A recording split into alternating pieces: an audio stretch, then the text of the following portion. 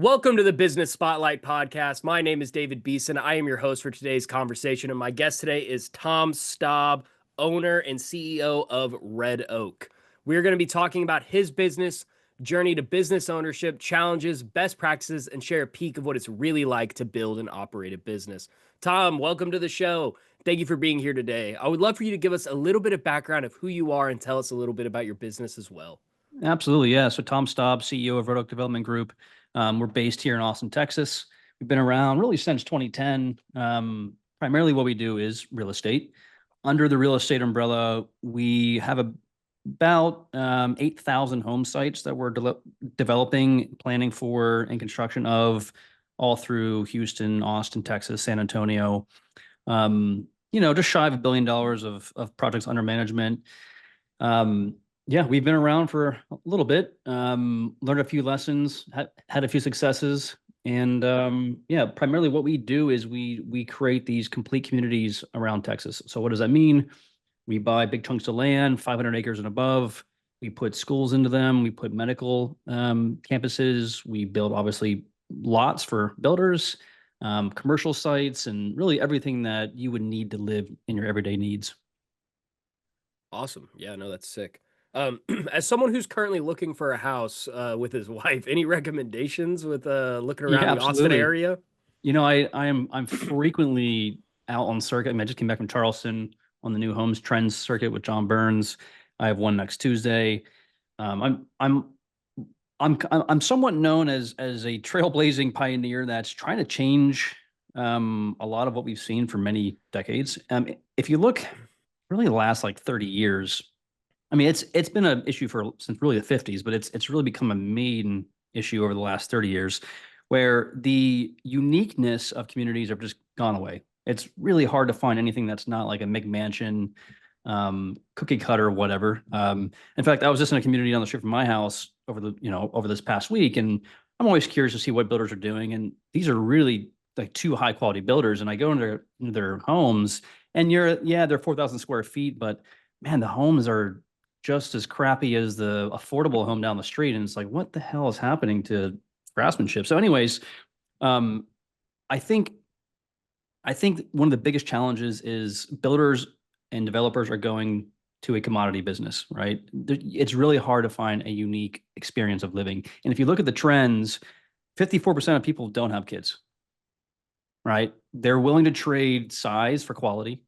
They're willing to trade a big yard for a small yard if there's something like coffee shops in walkable distance or gyms or trails. And so that's what we're trying to develop. We're trying to develop real communities where people want to be outside and hang out with their neighbors. And so if I'm you, the hardest thing to find around Austin and really even Dallas and Houston is a place that is anything, you know, more than a home. And that's really hard to find. Um, and also too, like the home types that you'll probably look for are not going to be your traditional 3 bedroom, 2.5 baths, 2 car garage. It's going to be different. It might be cottages. It might be a live work unit with a commercial on the first floor. It might be a townhome.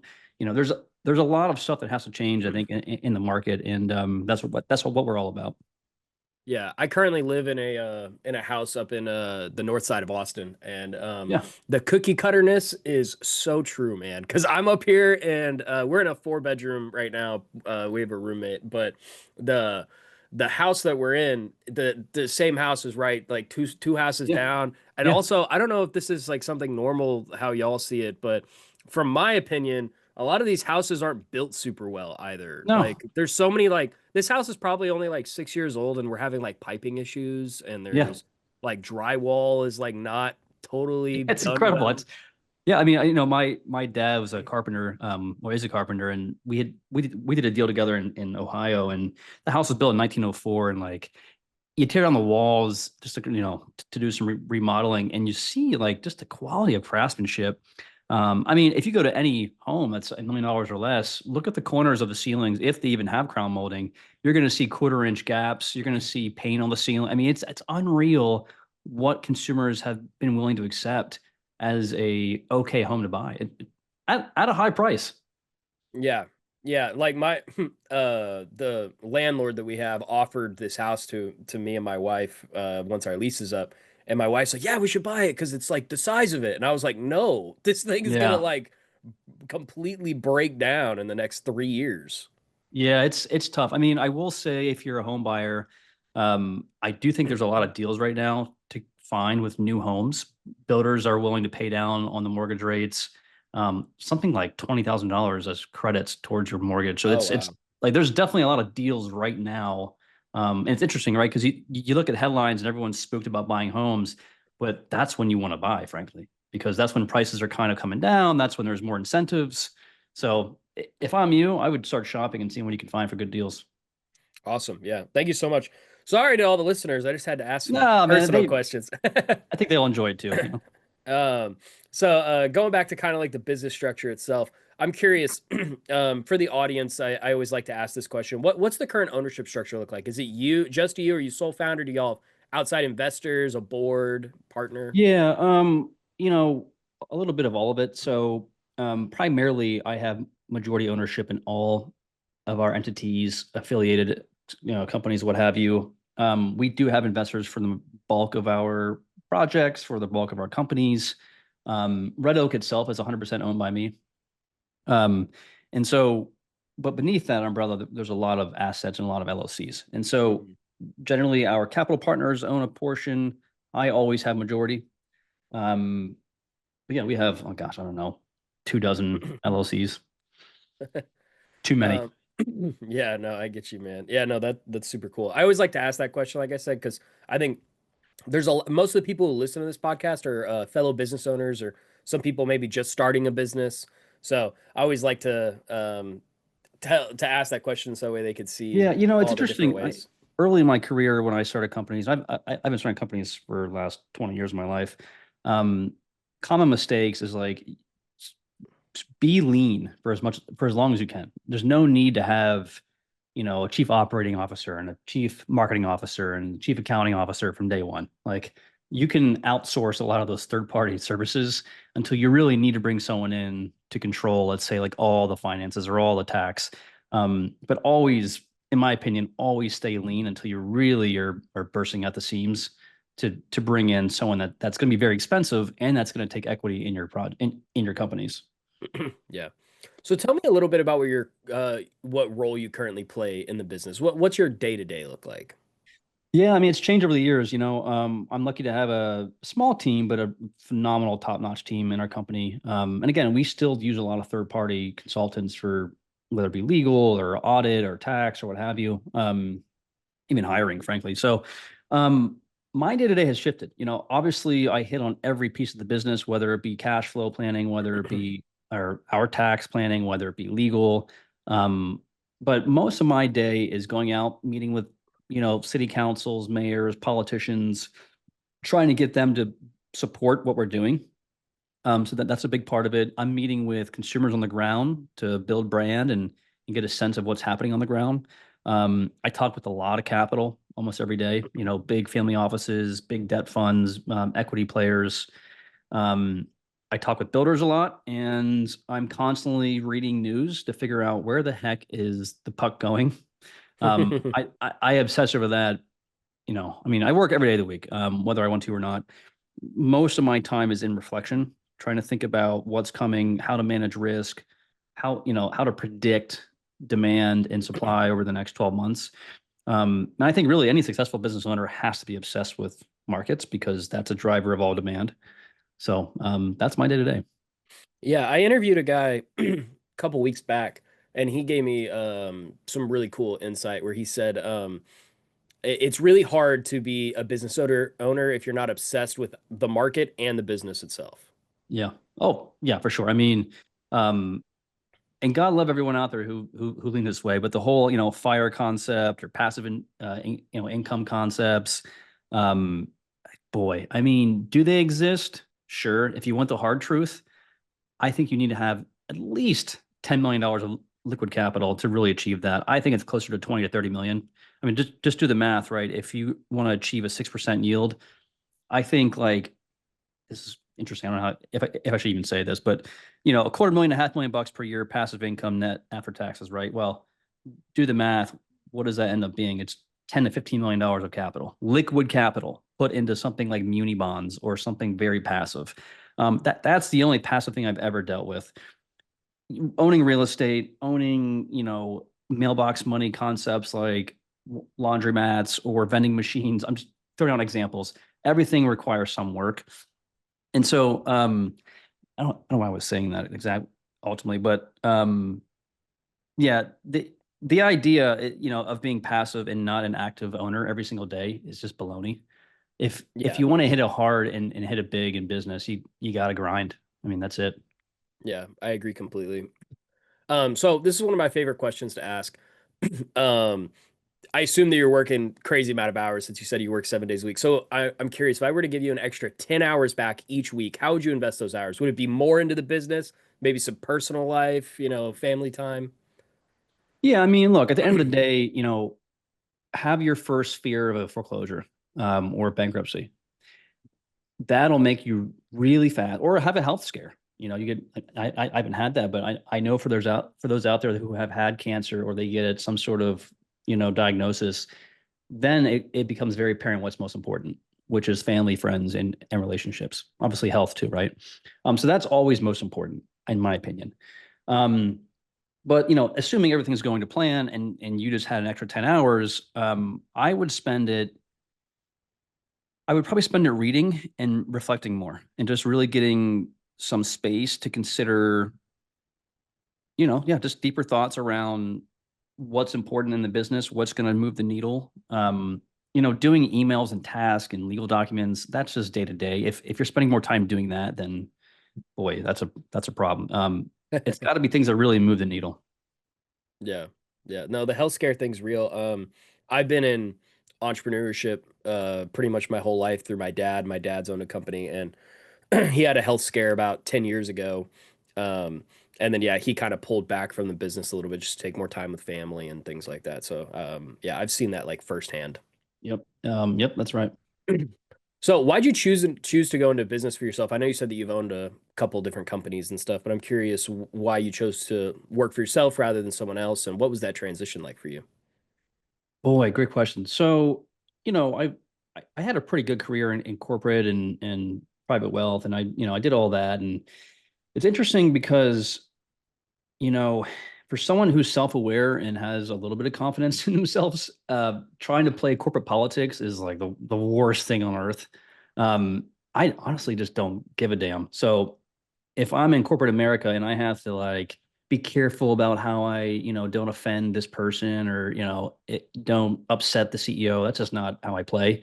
I'm transparent, straight shooter, and it's great for some people and it's really bad for many others. And so, um, it was easy for me to get to like, exec levels. It was really hard for me to stay and last there because if you have a bulldog that kind of steamrolls over people and is very opinionated like I am, which I think is important for companies to be successful, is you got to have the grit and tenacity to talk about tough things, but do it in a respectful, graceful manner. And if you can't do that, I mean, how do you talk about, oops, we're short on cash, for the next quarter, we have to fire people? Like tough conversations happen in business, and um, that was an obvious indication to me that I had to go do something on my own. And I'm sure many of you out there that are listening have the same idea. Is like you're probably a trailblazer, you're probably a pioneer, you're probably in somewhat quirky in your own way. That makes it really hard to fit under this, square buy box that corporations want of you. So, I would be so curious to hear from your audience how many of them had that exact same feeling. Yeah, I mean, probably a lot. Sorry if you can hear my dog, by the way. She's going crazy out there. Yep. But yeah, no, I guarantee there's a lot of people like that. I'm kind of the same way where it's like it's hard for me to be a kiss ass sometimes. Or just fit in. Like Yeah, not fit in, but like really fit into the yes man role. yeah, I agree. So I'm curious, looking back on your journey so far, what has been the most memorable roadblock or hurdle you were challenged with as a business owner? Oof.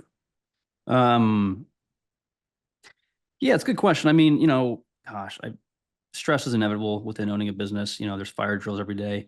Um, I recall one time, this is probably, oh, I don't know, 12, 14 years ago.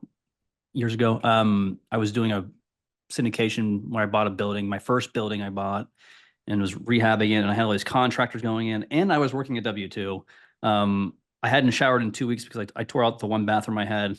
I was in like a complete, like, not hazmat suit, but more or less like a, think of it as like a homemade hazmat suit with all the dust in the air. And, and there's just so much chaos where for a good 10 minutes, I was like paralyzed. And I think that was some version of a nervous breakdown, not like nervousness, but like stress overload where it's like you're in this tunnel and you just hear all the chaos and the drills going and like people calling you for payment. It's like, oh my God, this is crazy, And then I think at that point, it forced me to step back and say, you really have to be careful on how you manage stress and how you manage pressure. Um, and if you look at some statistics, the most successful people in business are the ones that tend to have high testosterone, from a male perspective, high testosterone and the ability to have low cortisol in high stress moments, right? So it is the ability to be that bulldog, sort of like, I am who I am. This is what I believe. And, but then also be able to remain really cool and collected in very intense times. And the latter part I've been focused on for the last 5 to 7 years. I have my sauna and cold plunge out back that I do at least 4 days a week. I'm very careful as to how to manage stress and not let it overtake me. Um, so aside from like how to run underwriting models or cash flow or think about things strategically, like X all that, I think the most important thing is knowing how to manage opportunity and stress within your business. Yeah. Side note, kind of personal question for me with the cold plunge. Do you think it's worth it? Because I've thought about trying to invest in one at some point, but I Yeah. haven't. Is Yeah. it worth it, do you think? It depends what you're trying to achieve. I mean, if you just look at data research, saunas are way more impactful than a cold plunge. Okay. Like that's the evidence is deep on that. And that's probably 5 to 7 grand for a quality sauna. Cold plunge has limited research. There is some benefits, no doubt. It gives you more energy, brown fat. I think if anything, it's more of a mental way to, when you're in, like, I go at 46 degrees, right, for 3 minutes. So when I'm in 46 degrees, I can't help but just think about how damn cold I am, right? So Yeah. like all the stresses of life, they have no room because you're just like, holy hell, this is cold. And you're just trying to control your breathing for 3 minutes. And then there's, the 2.5 times dopamine spike after for 30 minutes. Like, that's great. So I don't know if it's like a huge health changer, but I think for mental wellness, it's pretty awesome. Yeah. Yeah, I use a sauna a lot at my gym because the gym that I go to has a sauna and I'll go in there for about 30 minutes after my workout. But yeah, Yeah. no cold plunge. So I've always been curious. I think you're the only person I've met that actually has a cold plunge. So I've always wanted to Yeah. ask because I've thought about getting one. So Yeah, I mean, the sauna is my place where I read The Economist, I read books. It's, a place for reflection. So, in fact, years ago, I had this doctor that was like, I obviously health as well. So, I was like, how are my panels? She's like, well, everything's great, but your cortisol is crazy. You need your happy place. And I was like, all right, well, I can go tell my wife now. And I was able to build a little Zen den in my backyard. So that's now my place to relax and kind of focus. yeah, yeah, that's nice. So I know we talked about it a little bit with like building homes and real estate and stuff, but who primarily does your business fully serve? Like if I were in the audience and how would I know I was a good fit for your product and service? Well, I mean, at the end of the day, what I am providing to the world is truly, it's kind of cliche, but truly a complete community, right? Like I'm, I think about, and in a lot of our visioning process, I think about me living there. Like if I'm going to live there, what do I want? One of the things I want, I love coffee. I just had a whole bunch in front of you, but the idea of being able to walk 200 feet or less to a coffee shop, like I would pay more for that experience than to go and drive 10 minutes down the street for a Starbucks, right? So I think if you are someone who really appreciates the walkability of a community, the focus on not McMansions, but really a well-designed community that caters to someone who wants to get all the conveniences of life, whether it be the barbershop, the pet groomer, the school for your kiddos. Um, our one community has 20 miles of trails. Like if you want Oh that in wow. your life, then we're a good fit. If you want a $2 million custom home on 3 acres, that's not what we do. We build more true communities So I'm not catering to the ultra rich. I'm not catering to the high net worth. I'm catering to people who want lifestyle more than, size. Awesome. Yeah. So I'm curious, how do you I guess like all the community stuff makes a lot of sense, but does that how does that shine against the competitors? Are there other competitors in the market that are doing similar things, or are they mostly just trying to go for the cookie cutter I mean, style? there are some places like in Seattle and in the Northeast, in Oklahoma City. There's one called Wheeler District. Who, geez, if you want to look at someone who's taken a swing, what an awesome innovation there. Yeah, there's places in Pittsburgh. It's not common though. If you talk to a DR Horton, if you talk to your production builders, if you talk to most developers that are in their 60s and 70s, they think I'm crazy. They think, hey man, just go out there, build a little pool, don't invest in park space, just blow and go on the homes and make your money and get out. It's like, okay, well, geez, um, that's kind of depressing. So, in Austin, we are definitely one of the only ones doing what we're doing. There's no doubt about that. And I would even go as far as to say that bleeds into Dallas and Houston too. There are some developers that are that are doing a little bit of what we're doing, but not to the full commitment that we're doing. So, yeah, I mean, our competitors just do a different thing. If you want true commodity housing that looks like your neighbor 3 houses down, that's not us. If you want, now you might get a smaller home in our community, but it's going to be a lot more functional and it's going to live a lot more different. And you're going to know your neighbor. We measure our success differently than competitors, right? Competitors measure average sales price. They measure velocity of homes per month. Cool, that matters to us, but not to the consumer. We measure things like happiness index, dog park space per resident, community engagement, noise levels of our communities, safety. Like that's what matters to us because we think that's what matters to people. So Yeah. Yeah, no, that's super cool. So what is one thing that you wish more people knew about your business? how hard it was. I can tell you, I don't come from money. It's been a 20-year journey to get here. And I think people were just recognizing the success over the last 3 years. And it's like, oh my God, if you only knew what it's taken to get here. And also too, even when I talk to politicians, they just assume that like any developer, they're incredibly capitalized with tons of deep pockets. And that is true. We have a lot of access to capital and whatnot, but it doesn't mean that, it's not high risk and high stress. And I think there's this misconception really painted from past developers who've kind of tainted the pool that like this is an easy business. We all have grand slam profits. And that is definitely true if it goes well. But right now, for example, in a slow and sluggish market, cash conservation and like being really careful on who you partner with, it's so critical. So I think people need to understand that yes, there's success in our business, but there is challenges every day. And true success is being able to navigate those challenges every day for your investors and obviously for our end buyer. Yeah. So, I'm always curious with marketing because I have a marketing background. I went to school for marketing and film, so I do a lot of like digital marketing in the Austin area. So I'm curious, what kind of different marketing strategies are y'all using? Yeah, I mean, if you look at our communities now, I'll take an average one. So the one in Lockhart, it's called Moxie, moxieltx.com. But in that community, we'll spend about $5 million over 10 years on marketing. And Oh wow. that's for things like events. It's for things like obviously digital. It's for gifts when people buy homes. I mean, it's for all sorts of things, right? Um, so we do the whole array of marketing concepts in our business, video, you name it, everything. Um, Graphic design, website management, CRM, the whole nine. For our own business, we don't really do much. It's more like organic guerrilla style where we go to conferences, we do things like this where we try to promote this differentiated thinking in our industry. So it's a little bit different as how we market like this. It's more like we are the expert in this. Let us teach you how to do things better. Um, so yeah, but most of our marketing effort is on the actual community itself.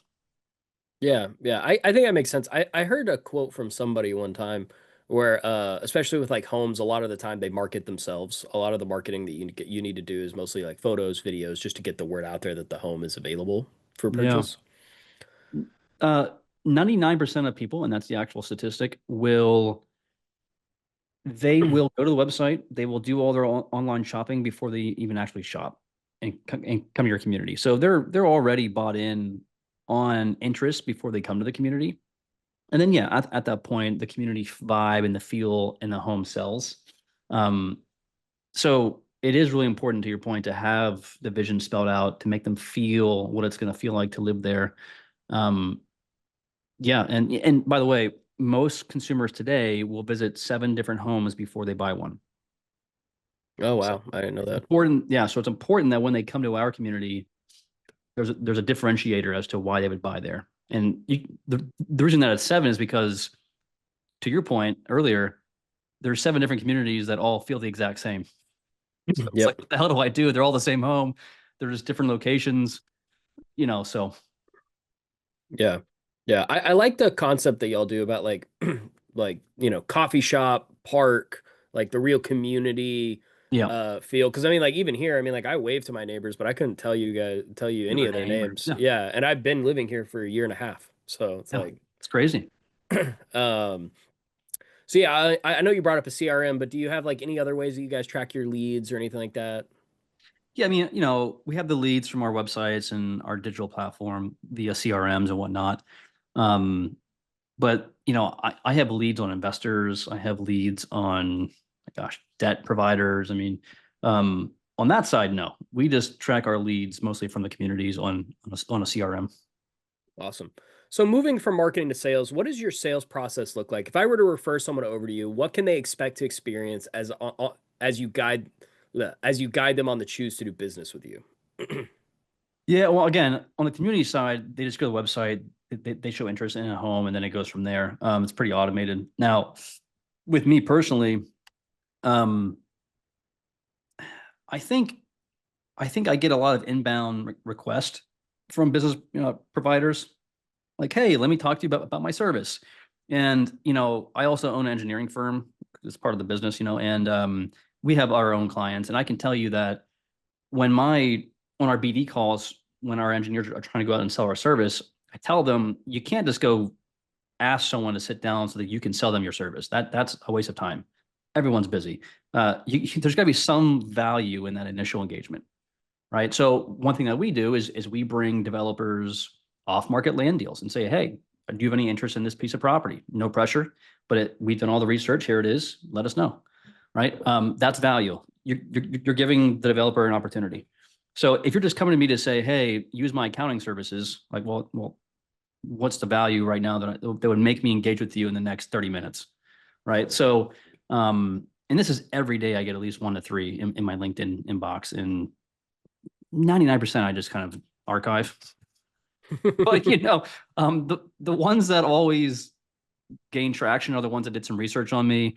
Um, and it's not someone from the Philippines with the name, Veronica, with a fake AI photo.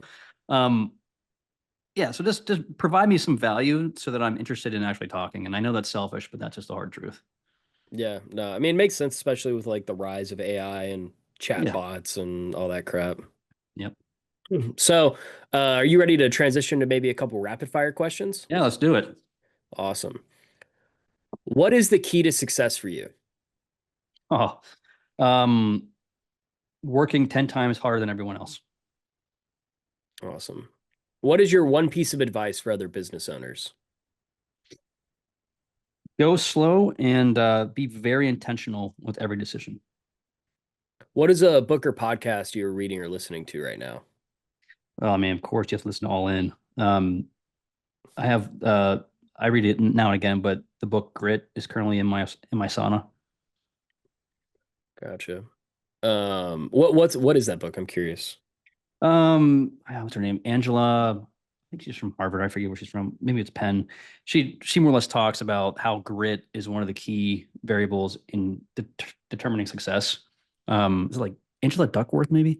And she goes through all the different examples and different layers of grit and data backed why is proven that that is more important than, let's say, knowledge or skill. Skill and knowledge are important, but grit really is what it's all about: perseverance, resilience, getting through tough times to achieve the good times. Gotcha. Yeah, I that question's always more for me. I hope the audience loves the question too, but the I always like to figure out books and stuff. I'm 25, so I'm on my business journey, like just starting. So Oh yeah, any books, I just absorb all the knowledge possible. yeah. There's a ton. I mean, eventually you'll want to read Peter Drucker's gosh, The Effective Executive. It's a classic, but once you have some people under you and you're managing a team, that's really important. Yeah, I got a bunch over there. Yeah. So this is kind of a fun question that I always like to ask. If you had a little bit of magic dust and you could choose one spot in your business to sprinkle it and it would all be perfect, where would it be and why? Oh my gosh, to stop begging for equity. Oh my, we've raised about $35 million over the last 5 years, and it's not institutional. So it's all individuals that we're getting it from, and it's just a grind. So having a truly dedicated capital partner would be a godsend. Awesome. Well, before we get to the final question of the day, would you like to share with the audience how they can follow you, learn more, contact you? Yeah, I mean, obviously on LinkedIn, connect with me on LinkedIn, Tom Staub, Red Oak, website, redoakvc, like victorcharlie.com.